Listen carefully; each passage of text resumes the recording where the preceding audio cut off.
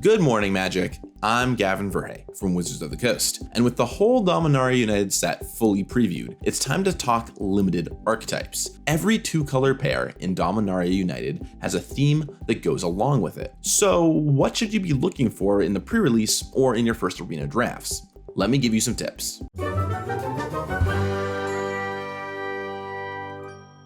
Alright, let's kick things off with white and blue. This is a flying tempo deck, full of solid common flying creatures like Talus Lookout and ways to slow your opponent down, like Impede Momentum. It's a pretty classic strategy as far as blue-white goes, but it does tend to play more non-creature spells than normal for those combat tricks, which is perfect to churn out tokens with Jhoira if you manage to open one. Speaking of classics, here's one for blue-black. Control. It really is back to basics in many ways in Dominaria United, and this is an old standby. Kill their creatures, draw some cards. You can look at Rona's Vortex and Phyrexian Espionage to get an idea of what's up. Once they're out of resources, whatever creatures you have lying around should do the trick. Or maybe even Rona herself out of the graveyard. For black-red, we have what we're calling reckless aggro. Just slam everything you have into combat, clear their creatures out of the way, and save some burn for their face. In Thrall to the Pit is an act of treason that upgrades into removal late game. And hey, if some of your creatures die,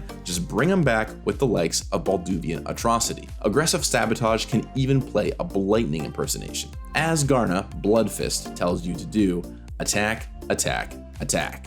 For red-green, it's time for Domain Stompy. This deck takes advantage of the domain mechanic, boosting up its creatures by controlling a lot of land types. So in reality, often you're going to be playing more than two colors here, or at least using those dual lands with land types to boost up your domain. Even an off-color one can be a boon for this deck, kicking up all your effects and maybe even finishing with a good old Gaia's Might. Radha, Coalition Warlord, helps make some mighty huge attackers too.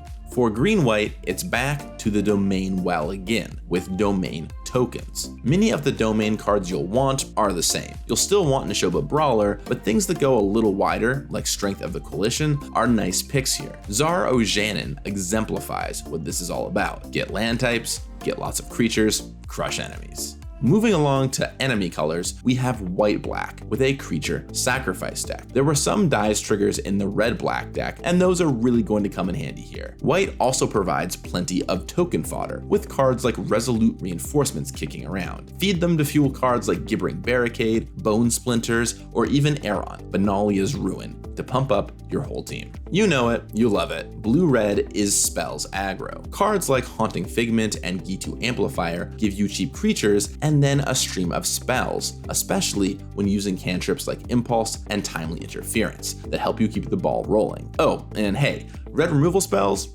Yeah, those are spells too for those. Balmor, Battle Mage Captain, studied up well from the school of Wee Dragonauts and is ready to help convert your spells to extra damage to your opponent's noggin. One more domain deck for you, and that's black-green with domain mid-range. Slow and grindy wins the race here, as you're just playing big creatures and recurring creatures from the graveyard, slowly getting an edge on your enemy. And because you're the slowest of the three domain strategies, this is the domain deck best poised to end up playing a little bit of other colors too, maxing out on domain and splashing for sweet gold and kicker cards. Bortuk Bone Rattle comes with a friend and brings it right back into play if your domain is big enough. Moving on to the penultimate pairing, we have red-white tokens aggro. You can really start to see how this one comes together, using those white token makers and red aggressive cards for a real go-wide strategy. You'll really want to keep an eye out here for team boosting cards like Heroic Charge or even Charismatic Vanguard. And of course, you won't want to pass on Tori D'Avenant, who hits hard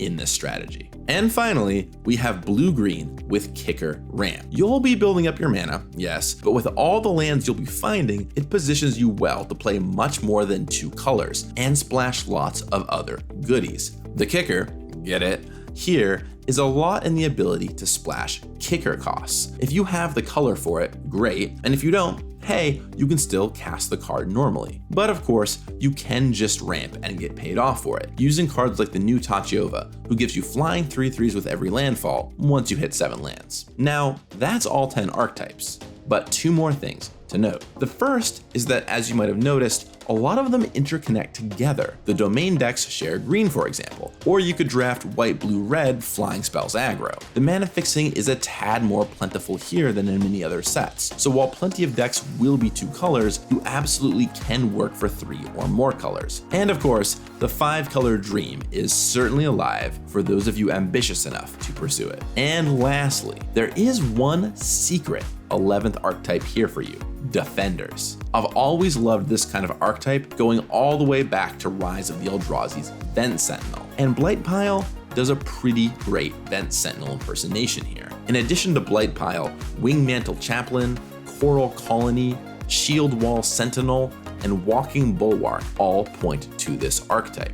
There are only 9 total defenders in the set, and the key cards are mostly uncommon, so it's not something you can do every draft, and certainly if someone else is doing it, you're both going to have a train wreck. But keep your eyes peeled for it, because when it does happen, it's glorious. Just don't get smashed to dust. So sad. I hope you feel ready to hop in and try the format now. It's a blast. Have fun, splash wisely, and remember, you got this. A piece of advice that I would give to incoming interns is that asking questions is a great way to start conversations, especially as a new intern meeting a lot of new people. So what I do is whenever I think of something, I just add it to a list. I have a physical list of questions that I'm meaning to ask when the time arises. So it could be anything from logistical to conceptual to what is your favorite